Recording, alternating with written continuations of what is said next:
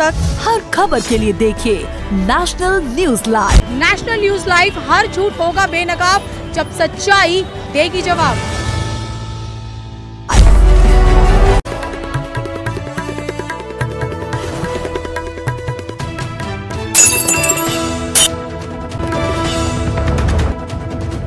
Narendra Modi video conferencing के माध्यम से आज शाम श्री अरबिंदो की 150वीं जयंती के उपलक्ष्य में आयोजित एक कार्यक्रम में भाग लेंगे। वे श्री अरबिंदो के सम्मान में एक स्मारक सिक्का और डाक टिकट भी जारी करेंगे। केंद्रीय वित्त और कॉर्पोरेट मामलों की मंत्री Nirmala Sitharaman doctor Ambedkar international centre जनपद नई दिल्ली में आज केंद्रीय वित्त राज्य मंत्री पंकज चौधरी की उपस्थिति में सीमा शुल्क अधिनियम 1962 के 60 साल पूरा होने के समारोह की अध्यक्षता करेंगे। केंद्रीय कौशल विकास एवं उद्यमिता तथा इलेक्ट्रॉनिकी और सूचना प्रौद्योगिकी राज्य मंत्री राजीव चंद्रशेखर दुबई में 2 दिवसीय इंडिया ग्लोबल फोरम में भाग लेंगे। G20 डेवलपमेंट वर्किंग ग्रुप की 4 दिवसीय बैठक भारत की अध्यक्षता में मुंबई में आज से शुरू। बेंगलुरु में G20 प्रेसिडेंसी ऑफ इंडिया के तहत 2 दिवसीय पहली वित्त और केंद्रीय बैंक के प्रतिनिधियों की बैठक शुरू हुई आज।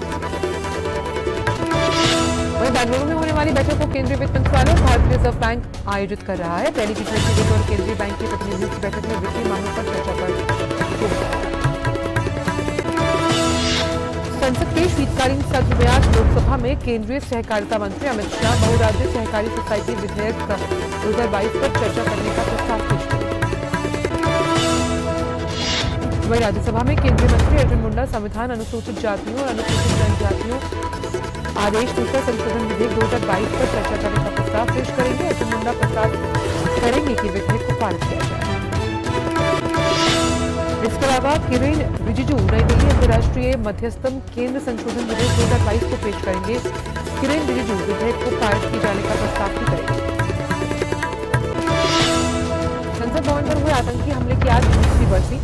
13 दिसंबर 2001 को आज के दिन पाकिस्तान से आए 5 आतंकियों ने लोकतंत्र के पवित्र मंदिर संसद भवन पर हमला किया। संसद पर हुए आतंकी हमले के दौरान 9 सुरक्षा बलों ने देश की रक्षा के लिए अपने प्राणों की आहुति दी। देश के इन सपूतों को आज संसद भवन में श्रद्धांजलि दी जाएगी। अरुणाचल प्रदेश के तवांग सेक्टर में सूत्रों के मुताबिक 9 दिसंबर के दिन भारतीय सेना और चीन के PLA के बीच आपसी झड़प की खबरें सामने आई, जिसका हमारी सेना के जवानों ने मुकाबला किया। आमने सामने की झड़प में दोनों पक्षों के कुछ कर्मियों को मामूली चोटें भी आई। इस घटना के बाद दोनों पक्ष घटनास्थल से हट गए और बाद में सेना के अधिकारियों के बीच बैठक की हुई और LOC के कुछ क्षेत्रों पर दोनों पक्ष अपने दावे की सीमा तक क्षेत्र में गश्त कर रहे हैं। विदेश मंत्री डॉक्टर एस जयशंकर आज से अमेरिका के 2 दिवसीय दौरे पर रहेंगे। विदेश मंत्री एस जयशंकर न्यूयॉर्क में भारत की अध्यक्षता में चल रहे संयुक्त राष्ट्र सुरक्षा परिषद के 2 स्तरीय कार्यक्रमों की अध्यक्षता करेंगे। इस दौरान एस जयशंकर संयुक्त राष्ट्र मुख्यालय में महात्मा गांधी की प्रतिमा का अनावरण भी करेंगे। प्रतिमा संयुक्त राष्ट्र के लिए भारत की ओर से एक उपहार होगी। विदेश मंत्री शासकीय सैनिकों के खिलाफ अपराधों की रोकथाम के लिए एक मैत्री समूह की शुरुआत भी करेंगे। विदेश मंत्री डॉक्टर एस जयशंकर ने सोमवार को यूएई में India global forum UAE 2022 partners for global impact का उद्घाटन किया। सप्ताह भर चलने वाले फोरम में भारत, यूएई और दुनिया भर के प्रमुख राजनीतिक, व्यापारिक और सांस्कृतिक हस्तियां हिस्सा ले रही हैं। भारत ग्लोबल फोरम और भारत यूएई एक पर पैनल चर्चा में विदेश मंत्री डॉक्टर एस जयशंकर ने कहा कि समय के साथ इस संबंध कार्यक्रम को संबोधित करते हुए जयशंकर ने कहा कि यूएई आज भारत का तीसरा सबसे बड़ा व्यापारिक भागीदार और दूसरा सबसे बड़ा निर्यात बाजार है। उन्होंने कहा कि विदेशों में किसी भी अन्य देश की तुलना में अधिक भारतीय नागरिक से भारत हमें लाते हैं। विदेश मंत्री ने कहा कि 2015 में पीएम मोदी की यात्रा के बाद दोनों देशों के संबंधों में एक बड़ा परिवर्तन देखा गया। नौसेना प्रमुख एडमिरल आर हरिकुमार आज से श्रीलंका के 4 दिवसीय दौरे पर रहेंगे। नौसेना प्रमुख 15 दिसंबर को श्रीलंकाई नौसेना और समुद्री अकादमी त्रिंकोमाली में कमिश्निंग परेड में बतौर मुख्य अतिथि और समीक्षा अधिकारी के रूप में शामिल होंगे। इस यात्रा के दौरान नौसेना प्रमुख श्रीलंका के वरिष्ठ राजनीतिक और रक्षा नेतृत्व के साथ वार्ता करेंगे। वे श्रीलंका सशस्त्र बलों के अन्य रक्षा प्रतिष्ठानों का भी दौरा करेंगे और विभिन्न द्विपक्षीय रक्षा सहयोग गतिविधियों की प्रगति की समीक्षा विधानसभा का शीतकालीन सत्र आज से शुरू हो रहा है। 19 दिसंबर तक शीतकालीन सत्र में 5 बैठकें होंगी। सदन में आज मौजूदा वित्तीय वर्ष का दूसरा अनुपूरक बजट पेश किया जाएगा। भाजपा कानून व्यवस्था, विकास और युवाओं को नौकरी के वादे के मुद्दे पर नीतीश कुमार सरकार को घेरने की तैयारी में सत्र के हंगामेदार होने की संभावना है।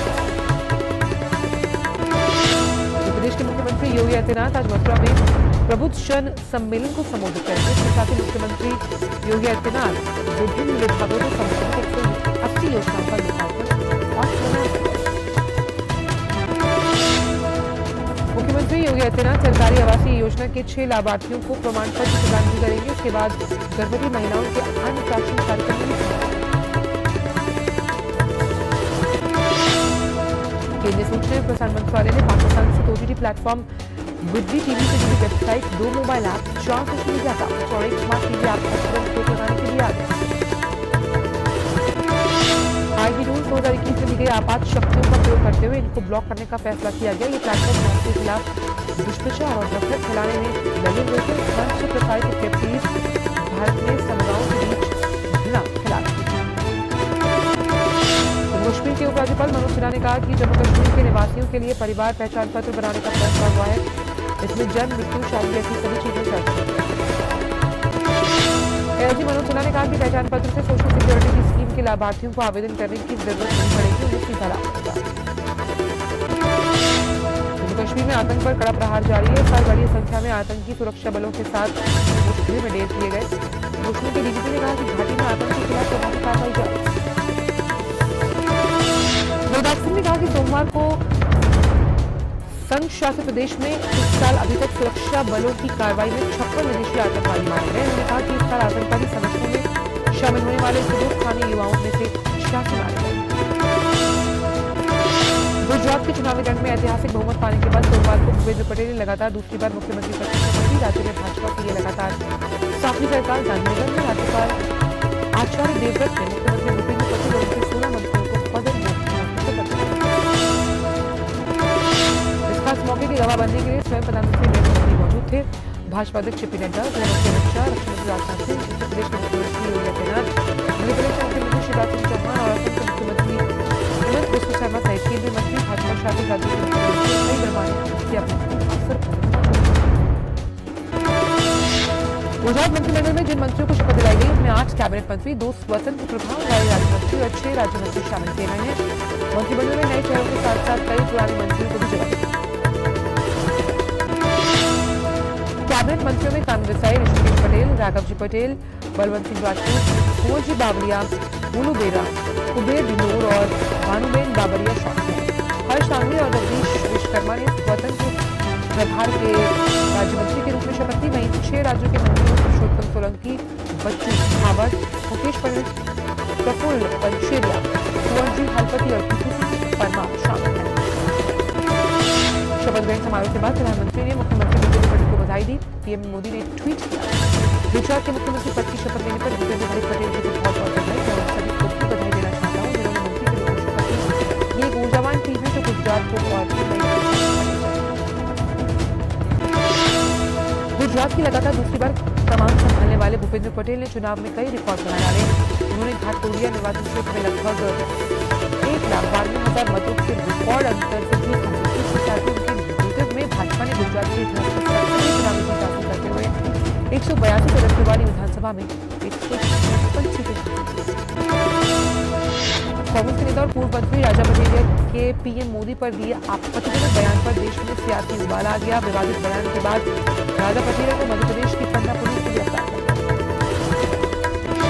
कांग्रेस ने राजा पटेरिया के पीएम मोदी पर आपत्तिजनक बयान के बाद मध्य प्रदेश के मुख्यमंत्री शिवराज सिंह चौहान ने कहा कि दुनिया के सबसे लोकप्रिय नेता के बारे में कहना भयंकर अपराध।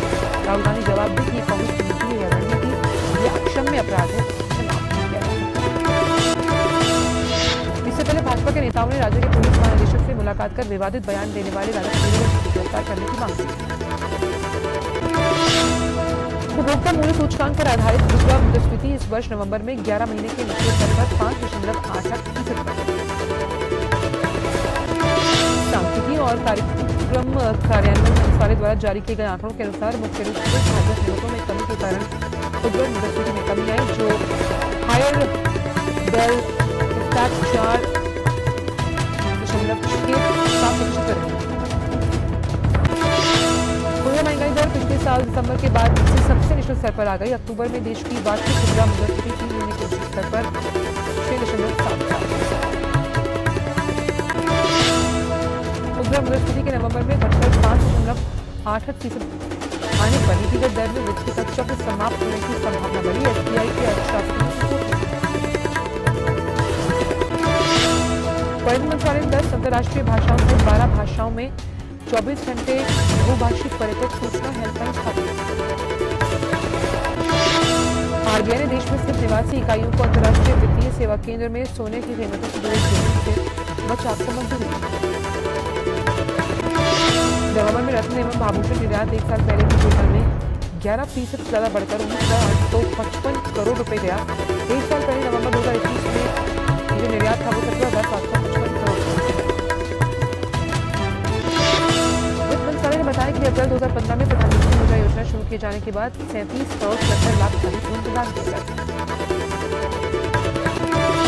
मंत्रालय ने कहा कि 25 नवंबर 2022 तक ऋण की राशि 20,43,000 करोड़ रुपए से अधिक।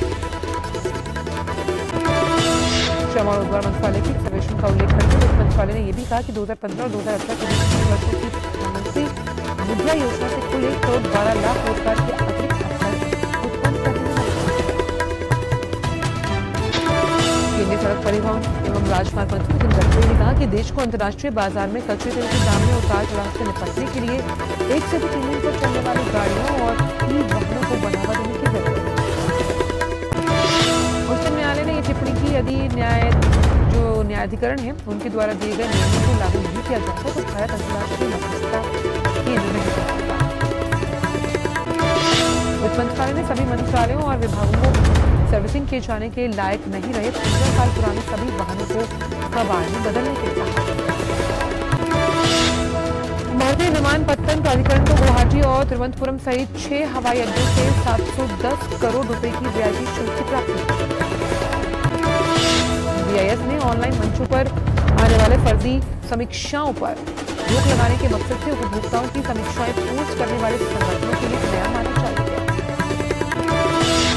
आरबीआई ने दर में बढ़ोतरी का सिलसिला आगे बढ़ाते हुए रेपो दर में 35 आधार अंक का इजाफा कर इसके साथ ही रेपो दर 6.25%। भारत की डिजिटल भुगतान सेवाएं उपलब्ध करवाने वाली कंपनी पेटीएम की परिचालक 197 कम्युनिकेशन लिमिटेड अपने प्रस्तावित शेयर पुनर्खरीद पेशकश के लिए आरंभिक सार्वजनिक निगम के मिली राशि का इस्तेमाल नहीं कर सकती।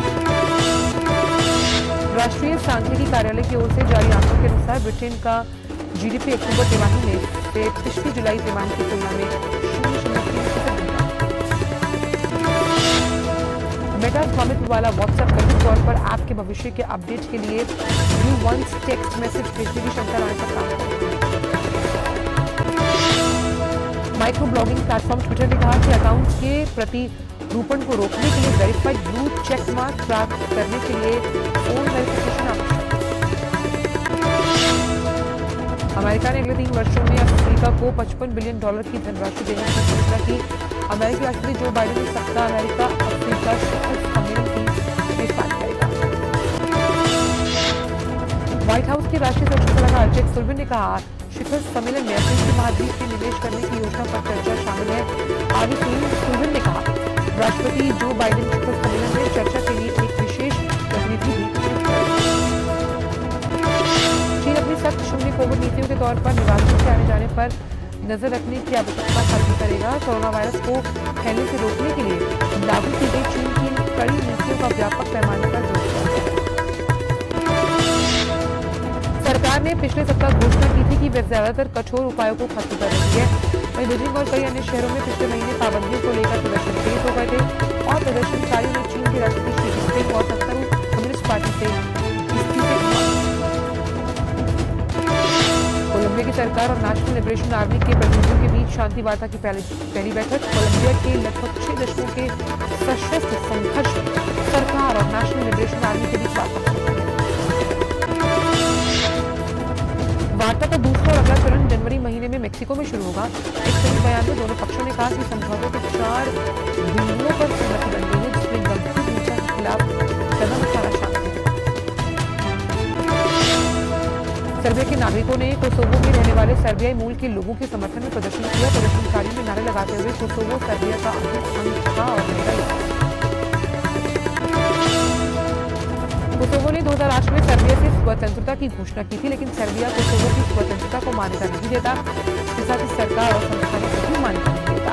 सर्बिया ने आरोप लगाया कि कोसोवो में सर्बिया के लोगों को प्रताड़ित किया जा रहा है।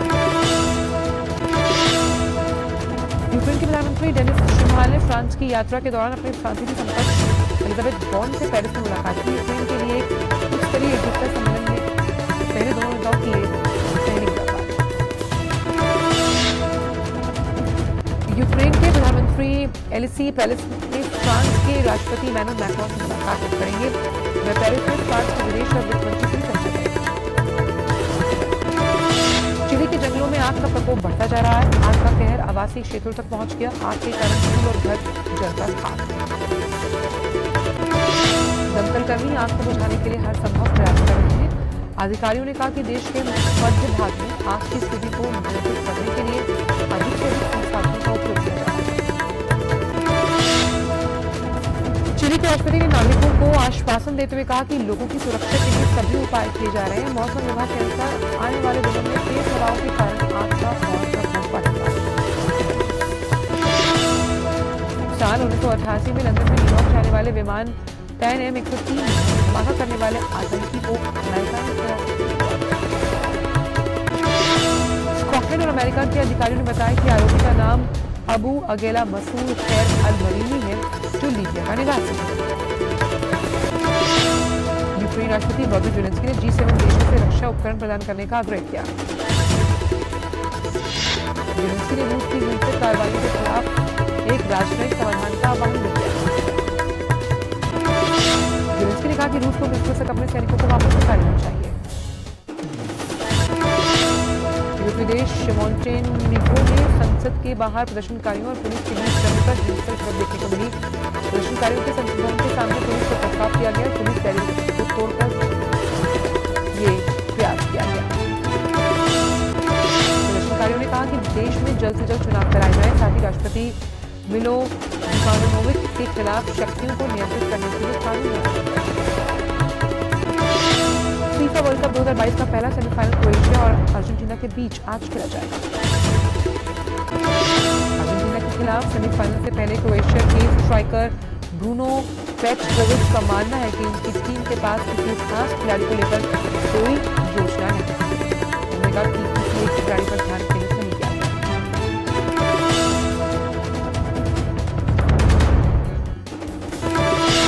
वहीं क्रोएशिया के डिफेंडर दुरानोविच का मानना है कि उनकी टीम का मिडफील्ड मजबूत। उन्होंने कहा कि मार्सेलो कोवा और लूका मॉड्रिच क्रोएशिया के इतिहास में सबसे महान मिडफील्डर हैं। फीफा विश्व कप के क्वार्टर फाइनल में पोर्टुगाल को हराकर बाहर होने के बाद टीम के स्टार खिलाड़ी क्रिस्टियानो रोनाल्डो ने लिखा है कि वे हमेशा अपने देश के लिए लड़ते हैं। फीफा ने अर्जेंटीना और उसके खिलाड़ियों के खिलाफ अनुशासनात्मक केस शुरू कर दिया। अर्जेंटीना और नीदरलैंड्स के बीच हुए क्वार्टर फाइनल मैच के बाद मैदान पर झड़प हुई। जापान को 2-1 से हराकर FIH हॉकी वुमेन्स लीग में पूल बी के शीर्ष पर पहुंची भारतीय महिलाओं की टीम। भारतीय टीम का कल दक्षिण अफ्रीका की वुशु एथलीट अईरा चिश्ती ने इतिहास रच दिया। अईरा ने आज के जूनियर वुशु चैंपियनशिप में कांस्य पदक जीता। अईरा इस प्रतियोगिता में कोई पदक जीतने वाली जम्मू कश्मीर की पहली महिला एथलीट है। मुख्यमंत्री युवराज सिंह ठाकुर ने उनके पदक जीतने को बधाई दी। मुल्तान टेस्ट में पाकिस्तान को हराकर इंग्लैंड ने इतिहास रच दिया। दूसरे टेस्ट के चौथे दिन इंग्लैंड ने रोमांचक मुकाबले में पाकिस्तान को 26 रन से शिकस्त दी। के साथ इंग्लैंड ने 3 मैचों की सीरीज 2-0 से जीत ली। दोनों टेस्ट जीतकर इंग्लैंड ने 22 साल बाद पाकिस्तान में कोई टेस्ट नहीं जीती। जो रूट ने टेस्ट क्रिकेट में नया मुकाम हासिल कर लिया। पाकिस्तान के खिलाफ टेस्ट में फहीम अशरफ का विकेट देते हुए रूट टेस्ट क्रिकेट में 10,000 रन बनाने और 50 विकेट लेने वाले इंग्लैंड के पहले बांग्लादेश के खिलाफ पहले टेस्ट से पहले कप्तान KL राहुल का बड़ा बयान। राहुल ने कहा कि आक्रामक क्रिकेट खेलकर विश्व टेस्ट चैंपियनशिप के फाइनल में पहुंचने की कड़ी कोशिश। टीम के कप्तान जोस बटलर ने नवंबर में पहली बार ICC player of the month का पुरस्कार इनाम किया। बटलर ने अपने ही टीम के साथी राशिद अली और पाकिस्तान के शाहीन शाह को पीछे छोड़ा। महिलाओं में पाकिस्तान की सिल्वा अमीन को नवंबर महीने के लिए प्लेयर ऑफ द मंथ का पुरस्कार मिला। अमीन ने आयरलैंड के खिलाफ पिछले महीने खेले गए वनडे सीरीज के दौरान कुल 277 रन बनाए। 35वीं राष्ट्रीय निशानेबाजी चैंपियनशिप में महिलाओं के 10 मीटर सीनियर पिस्टल इवेंट में महाराष्ट्र की शीला ने स्वर्ण पदक अपने नाम किया। बॉलीवुड के किंग खान शाहरुख खान ने जम्मू कश्मीर के रियासी जिला में माता वैष्णो देवी के मंदिर में माथा टेका। बॉलीवुड अदाकारा नोरा फतेही ने अभिनेत्री जाकिर खान के खिलाफ मानहानि का मामला दायर किया। क्विज शो बिजनेसबाजी का ट्रेलर जारी किया गया। ये दर्शकों की बौद्धिकता की एक डिग्री के साथ प्रस्तुतिकरण को पेश करेगा। अभिनेता निर्देशक प्रकाश शाह अभिनीत शॉर्ट फिल्म हाईवे नाइट को शॉर्टलिस्ट किया गया है और ये अकादमी पुरस्कारों के चयन के लिए विचाराधीन है। नेशनल न्यूज लाइव अब उपलब्ध है 1100 प्लस डिजिटल केबल नेटवर्क पर। An android based DTH smart setup box सभी OTT प्लेटफॉर्म। 24 घंटे लाइव देखिए हमारे सोशल मीडिया पेजेस पर। अधिक जानकारी के लिए विजिट करें www.nationalnews.live पर।